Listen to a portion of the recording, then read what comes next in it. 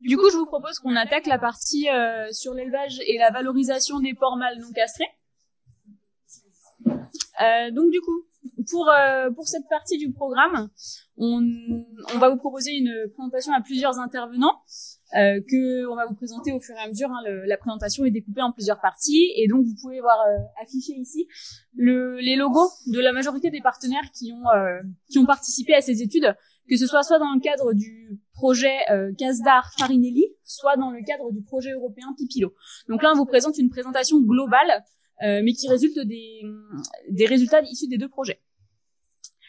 Donc juste un petit point rapide sur chacun des deux projets. Le projet européen Pipilo, donc qui cofinance également cette journée, c'est un projet qui a démarré en septembre 2019 et qui se clôturera en août 2024, qui est piloté par Anne Collin de l'INRAE qui est dans la salle, et avec comme objectif de co-construire grâce à une approche multifacteur des innovations pour améliorer le bien-être des porcs non castrés et des volailles dans des systèmes de production biologique ou plein air. Le deuxième projet qui a traité de ce sujet, c'est le projet Casdar, donc financé par le ministère de l'Agriculture, Farinelli, qui regroupe également de nombreux partenaires. Donc c'est un projet qui est coordonné par l'ITAB, la FNAB et Forêt Bio, et qui implique des instituts techniques, des instituts de recherche, des entreprises agroalimentaires et également des groupements d'éleveurs bio. Il y avait deux principaux objectifs dans le cadre de ce projet-là. Le premier, c'était de tester la faisabilité de la mise en place d'une filière porc bio, de porcs bio mâles non castrés, donc à la fois sur la partie production, mais également sur les parties transformation et consommation. Et la deuxième partie, dont on ne parlera pas aujourd'hui, c'était sur l'amélioration de la prise en charge de la douleur lors de l'acte de castration. Donc concrètement, pourquoi est-ce qu'on s'intéresse à l'élevage de porcs mâles non castrés en bio? En France, depuis le 1er janvier 2022, la castration à vif des porcelets est interdite, et donc seule la castration avec anesthésie locale ou générale et analgésie est autorisée. En bio, il y a quand même une idée et un objectif de garantir un niveau élevé de bien-être animal, et donc ça apparaît cohérent de supprimer cette étape de castration. Mais par contre, il y a quand même un gros manque de références sur les porcs mâles non castrés en élevage biologique. Donc une nécessité de se concentrer sur l'élevage de porcs mâles non castrés en bio dans les projets de recherche. Je vais vous présenter rapidement les avantages et les inconvénients de l'élevage de porcs mâles non castrés. Donc c'est une synthèse de résultats issus de projets qui ont été réalisés en élevage conventionnel. Le premier intérêt, c'est d'arrêter la castration et donc l'intervention chirurgicale associée. Il y a également une meilleure conversion alimentaire et des moindres rejets azotés. Par contre, il y a un risque d'apparition de comportements délétères des porcs mâles non castrés, donc que ce soit des montes ou des agressions, qui nécessitent au niveau de l'élevage d'avoir une conduite qui soit adaptée à l'élevage de ces animaux-là. Comme autre avantage, il y a des carcasses qui sont plus maigres et donc avec un meilleur TMP, ce qui a une influence sur la rémunération des carcasses. Par contre, il y a un risque d'odeur désagréable au moment de la cuisson des viandes, et donc il est très important de détecter les carcasses qui seraient odorantes sur la chaîne d'abattage pour pouvoir les utiliser à bon escient et les séparer du reste des carcasses. Donc il y a une nécessité importante de mieux connaître les différents avantages que je viens de vous citer pour pouvoir mieux en profiter, et également mieux connaître les différents inconvénients que j'ai présentés pour pouvoir les réduire et donc potentiellement développer l'élevage de porcs mâles non castrés en bio. Je vous parle d'odeur, mais concrètement, à quoi est-ce que c'est lié, ce risque d'odeur? Les odeurs désagréables sont liées majoritairement à deux molécules, qui sont l'androsténone et le scatol. Donc l'androsténone qui est synthétisé au niveau des testicules et stocké dans les tissus gras, et le scatol qui est synthétisé au niveau de l'intestin et stocké dans les tissus gras. Et on a la quasi-totalité des consommateurs qui sont sensibles au scatol. Par contre, on a une partie des consommateurs qui n'est pas ou peu sensible à l'androsténone. Donc le risque d'odeur est bien lié majoritairement à deux molécules, mais ce que j'essaie de vous dire, c'est que selon les consommateurs, selon le produit, selon la cuisson, selon plein de facteurs différents, la sensibilité à cette odeur va être différente selon les personnes. Donc les produits issus de carcasses odorantes ont plus ou moins de risques en fait d'être rejetés par les consommateurs en fonction de tout un tas de critères. Mais cependant, il est quand même nécessaire de se fixer des seuils pour lesquels on va avoir des carcasses qui sont considérées comme odorantes et qui donc devront être identifiées sur la chaîne d'abattage pour limiter au maximum ce risque de rejet par le consommateur. L'androsténone et le scatol, donc les deux molécules principalement responsables du risque d'odeur, elles sont liées en fait à différents facteurs d'élevage.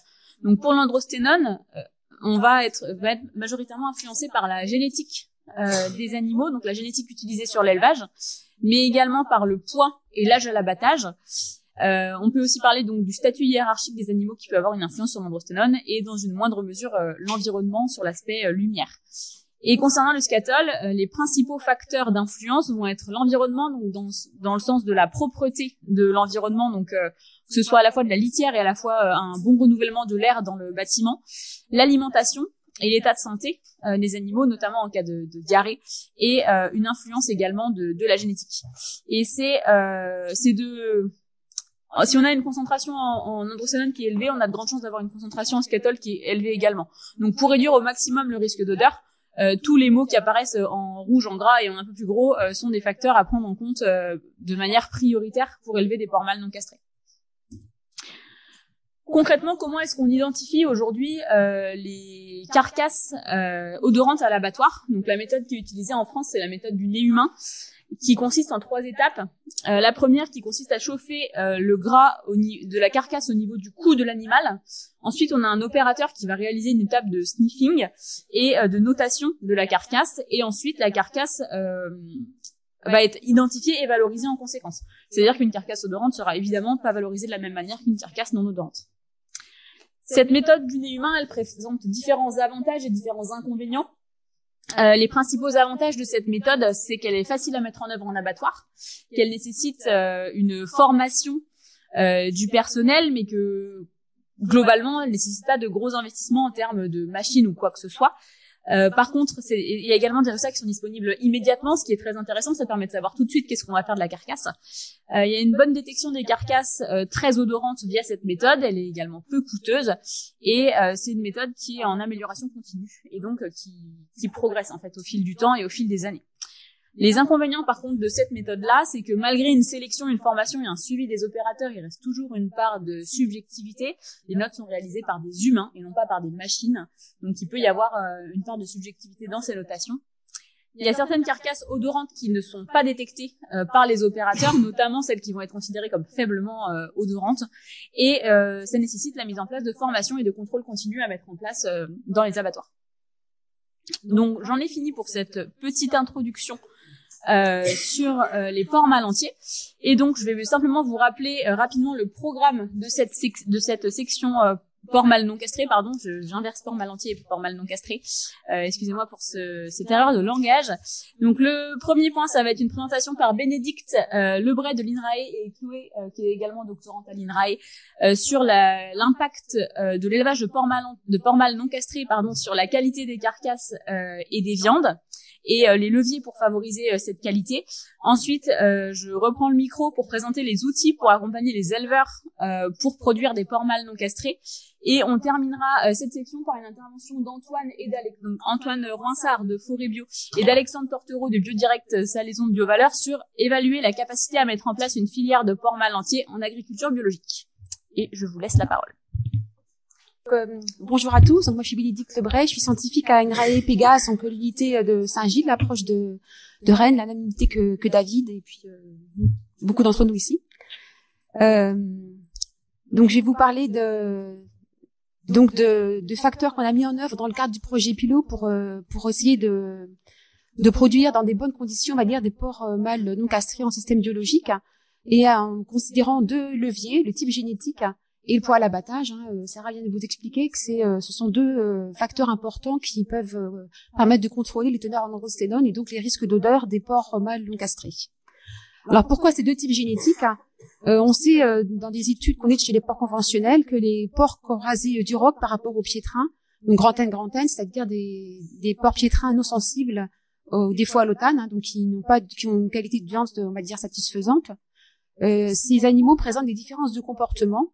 On l'a vu pour des porcs mâles castrés ou femelles en élevage conventionnel, où on se posait la question de savoir si on pouvait avoir aussi ces différences entre génotypes pour des porcs mâles non castrés en système biologique. Donc ça veut dire avec vous connaissez bien, une plus grande surface, un milieu enrichi par rapport au milieu conventionnel. On sait aussi que les porcs de Croisée du Roc ont une meilleure qualité de viande en termes sensoriels, notamment texture, tendreté, jutosité, et également une meilleure qualité technologique, donc c'est-à-dire une aptitude à être transformée en produits de charcuterie. Et c'est vraiment important en filière porcine, hein, comme vous savez, une grosse part de la production de viande est consommée sous forme de produits transformés, en conventionnel, mais également en système biologique. Et par contre, ces porcs Croisés du Roc, on sait aussi par la littérature qu'ils ont plus de risques d'odeurs indésirables liées à des teneurs en androsténone généralement plus élevées. Et par ailleurs, les porcs piétrins, donc Grand N, sont très utilisés en système bio comme conventionnel d'ailleurs. Ils conduisent à une viande de qualité, on peut dire standard, et avec par contre un faible risque d'odeur. Donc l'idée ici, c'était de travailler sur ces porcs Croisés du Roc pour voir si on pouvait améliorer différentes dimensions de qualité tout en contrôlant le risque d'odeur lié à l'androsténone. Et l'autre levier qu'on a mis en œuvre, c'est le poids à l'abattage, parce qu'on a dit que c'était un facteur important qui intervient dans le risque d'odeur, avec le risque qui est augmenté quand le poids à l'abattage augmente. Donc, ok. Hop, c'est là. Voilà, donc l'objectif du travail dans le projet Pilot, donc c'était de travailler, d'évaluer l'influence du type génétique, donc des porcs mâles entiers Croisés du Roc et Truie large white par rapport à des croisés piétrins large white, donc sur différentes dimensions, dont les indicateurs de bien-être et de santé en élevage, les performances de croissance, la composition des carcasses, la qualité des viandes et les composés odorants, et également de prédire le risque d'odeur en fonction du poids à l'abattage.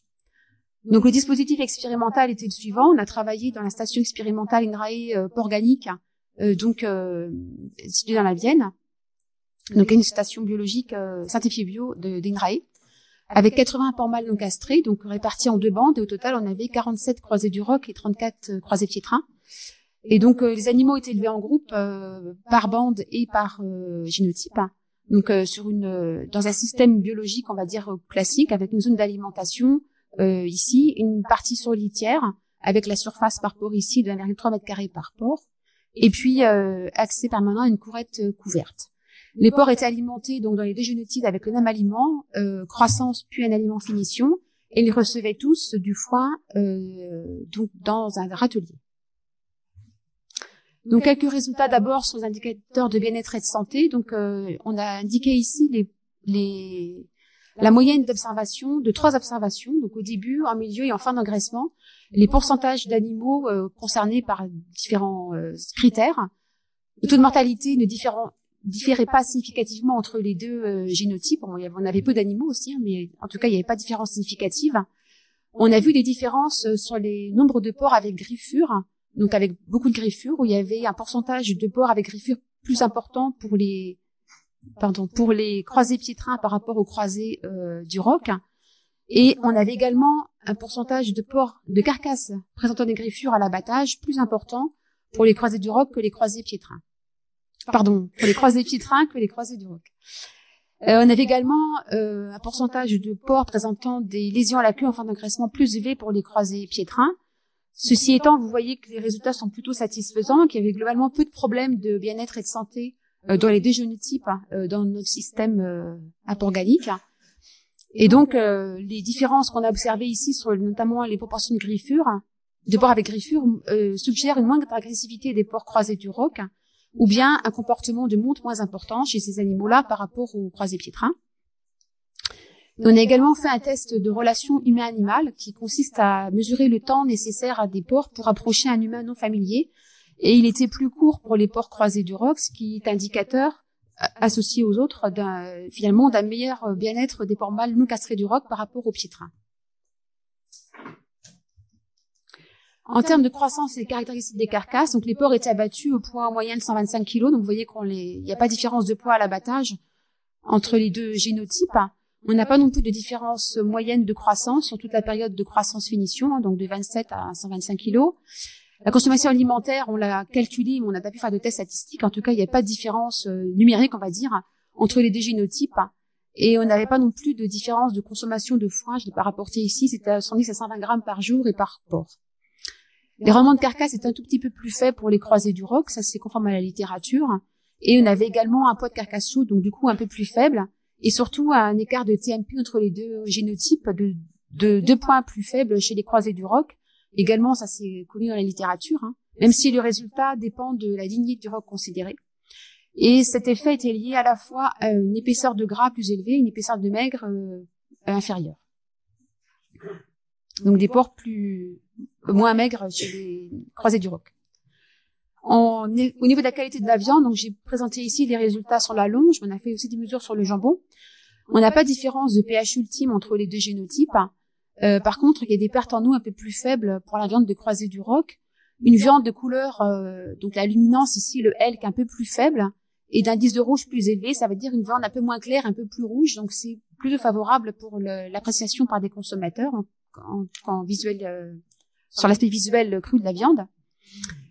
Une teneur en grains musculaires plus élevée chez les porcs du roc, alors ça c'est ce qu'on était allé chercher, on va dire, et on a bien observé ici un écart de 0,6 points, donc c'est assez important sur le grain intramusculaire de la longe, et c'est favorable pour la qualité sensorielle de la viande, la texture et la jutosité en particulier. Et puis pour la force de cisaillement de la viande cuite, c'est-à-dire une mesure de dureté en fait de la viande, c'est-à-dire on mesure la force nécessaire pour couper un morceau de viande de section définie, et elle est un peu plus faible chez les viandes de porc croisés du roc. Donc globalement, ces indicateurs montrent des meilleures propriétés technologiques et sensorielles des viandes de porc croisés du roc par rapport au piétrin. Concernant les risques de défaut d'odeur, donc là ici ce sont les teneurs en composés odorants dosés au laboratoire. Donc il y a Sarah a parlé du nez humain, mais on peut aussi doser les composés au laboratoire.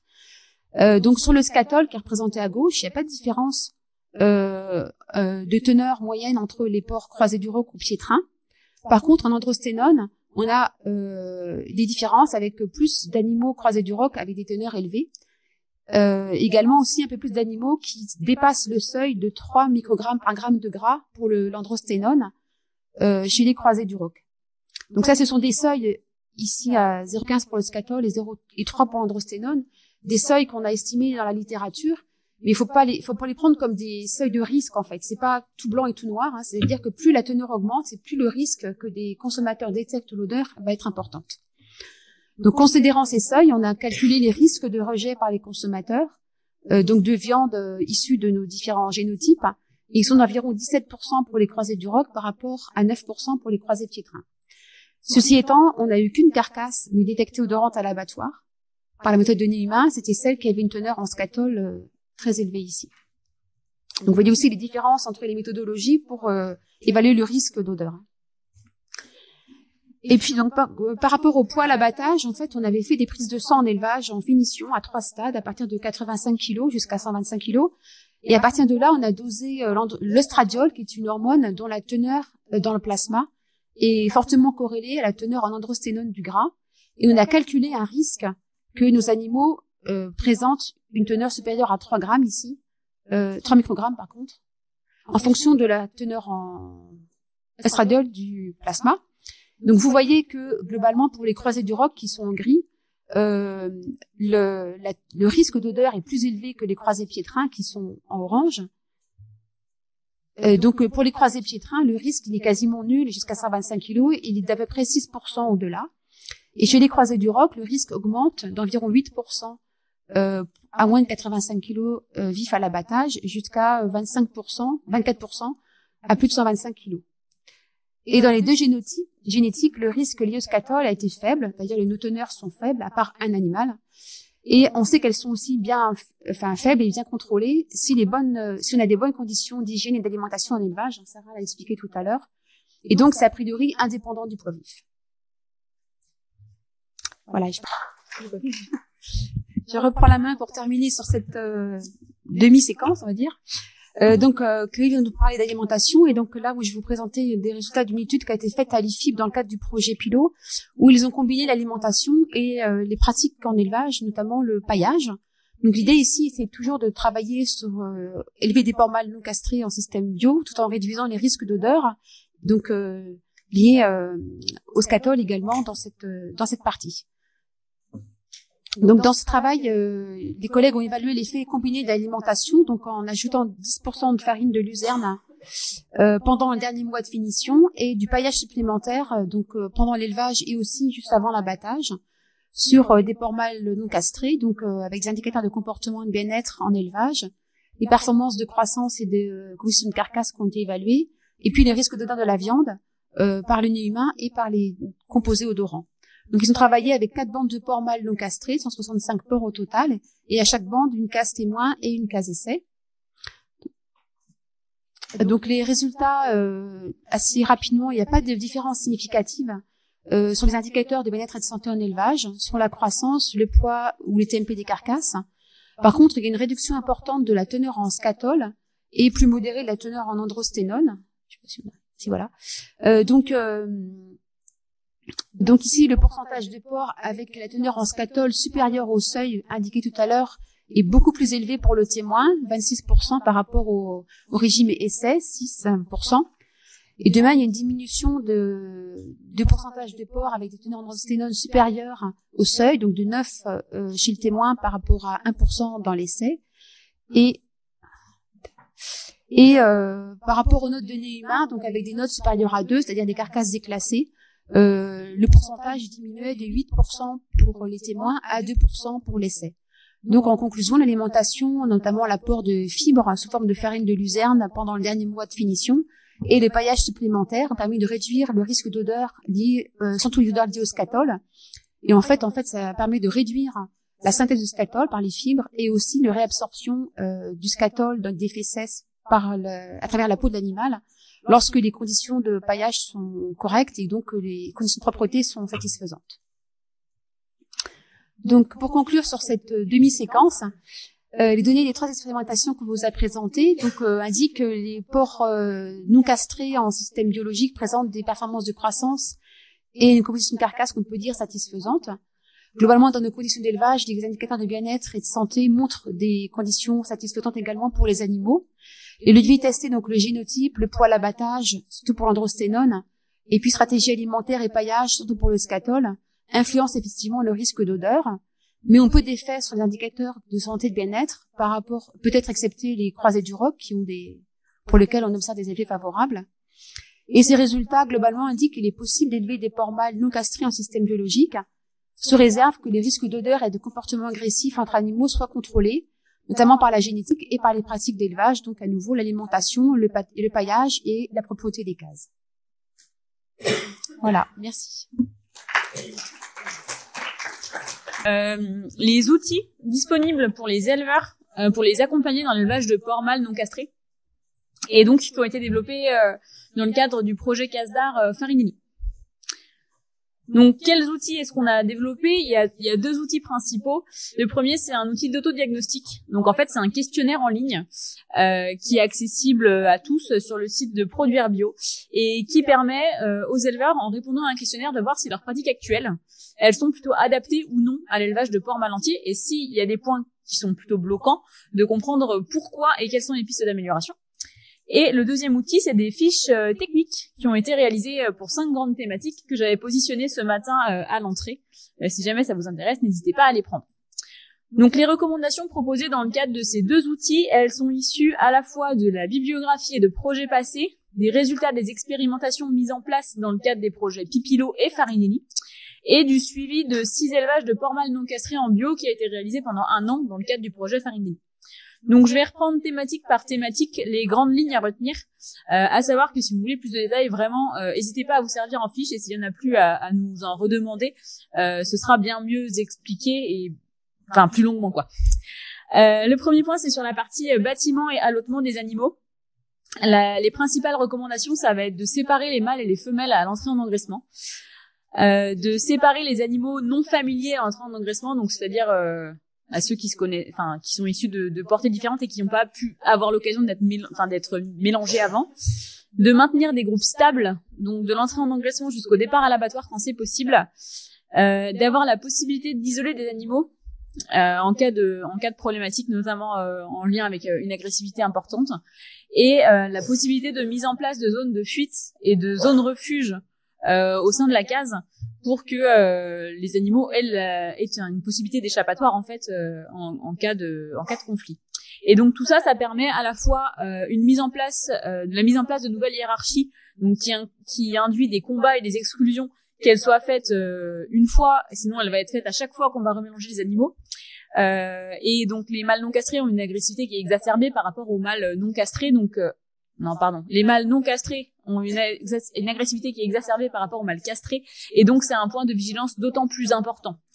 Également limiter les comportements sexuels qui peuvent générer donc des blessures, mais également potentiellement des gestations précoces, d'où l'idée de séparer mâles et femelles rapidement, et des conséquences donc sur les animaux de ces combats, en lien avec les blessures, et sur les carcasses, notamment au niveau des griffures de ces bagarres qui vont être qui vont être très marquées à l'approche de l'abattage. Donc c'est des points de vigilance à avoir pour se lancer dans l'élevage de porcs mâles non castrés. Le deuxième point qui va être plutôt sur la partie conduite d'élevage, donc les principaux points qui ressortent de ces recommandations, c'est d'avoir une vigilance sur le choix génétique, parce que du coup, ce qu'on sait, c'est que la lignée piétrin présente quand même moins de risques d'odeur sexuelle que d'autres races, notamment en lien avec une sélection qui a été faite aussi à ce sujet-là. Et au niveau des lignées femelles, les races large white et landrace présentent moins de risques d'odeur sexuelle que les races sino-européennes, et probablement que les races locales. Je mets bien un probablement parce que on a assez peu d'infos sur le sujet.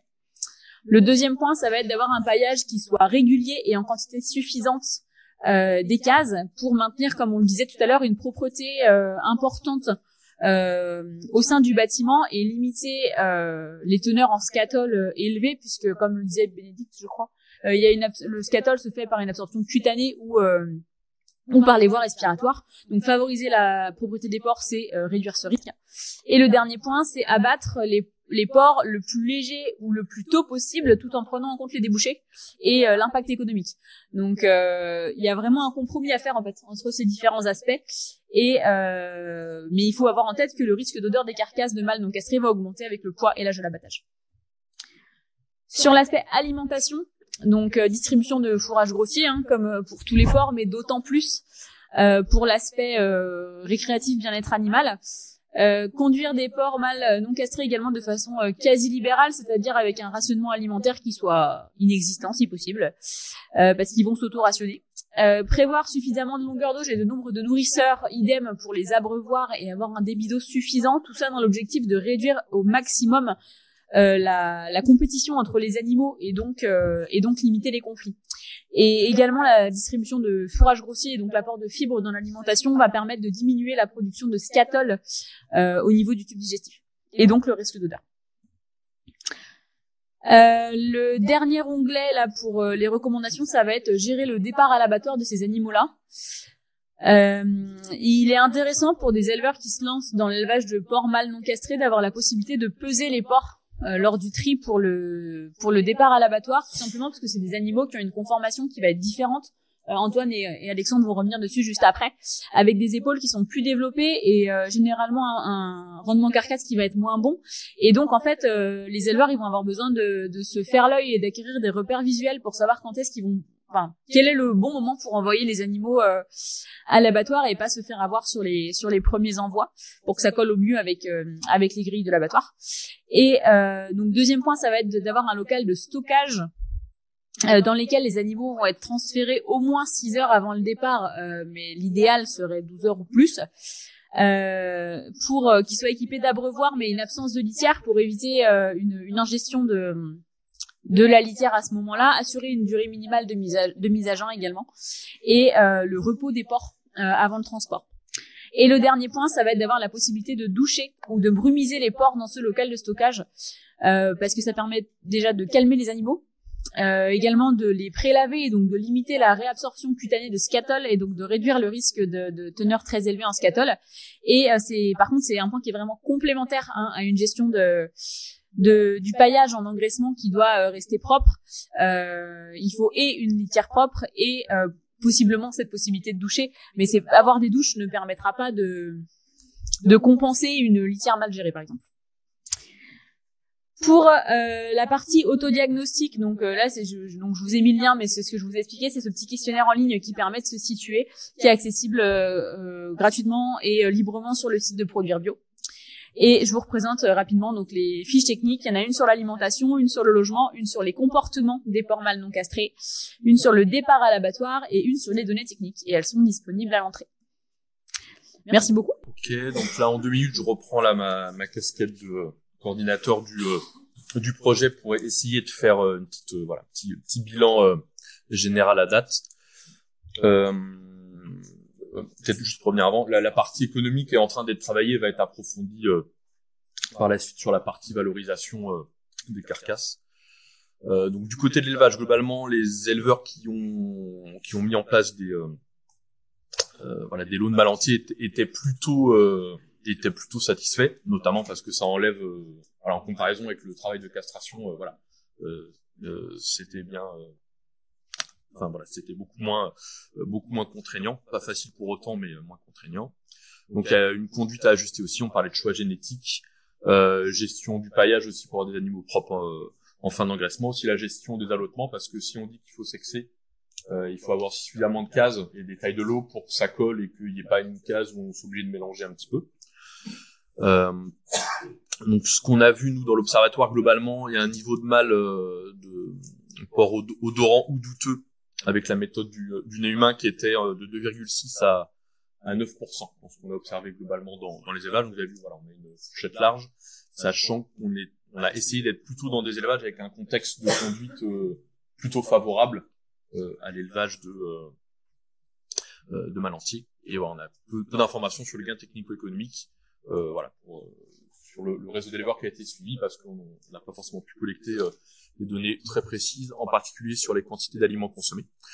Donc côté de la filière, donc une perte de valeur de la carcasse. Vous voyez tout à l'heure, il y avait un peu schématiquement en rouge, mais entre du maigre et des pièces anatomiques classiques, on perd 20 à 30% de valeur. Donc après il y aura des calculs plus approfondis, mais en tout cas à date, forcément, il faudra trouver des solutions.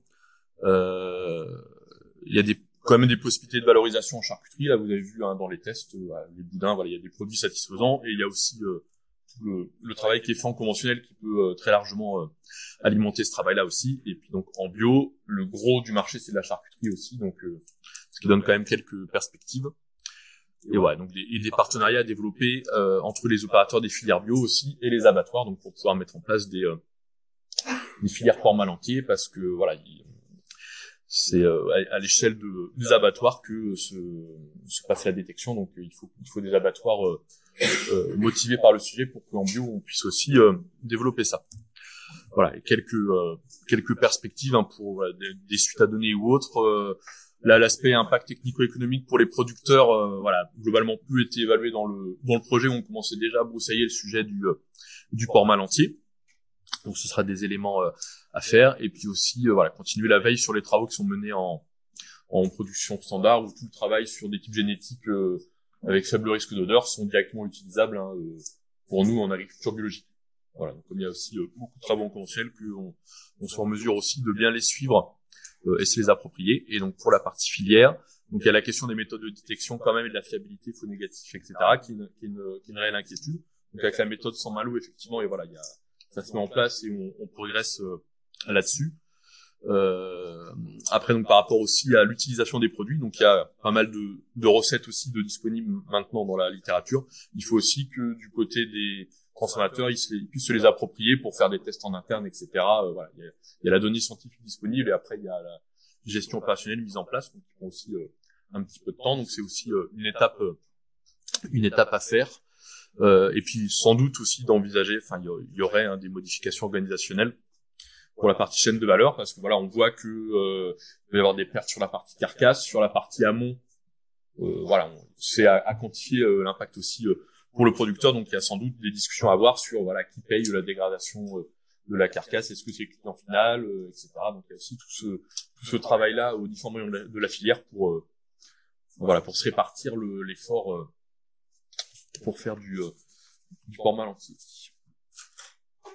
Voilà. Merci donc on peut prendre une idée.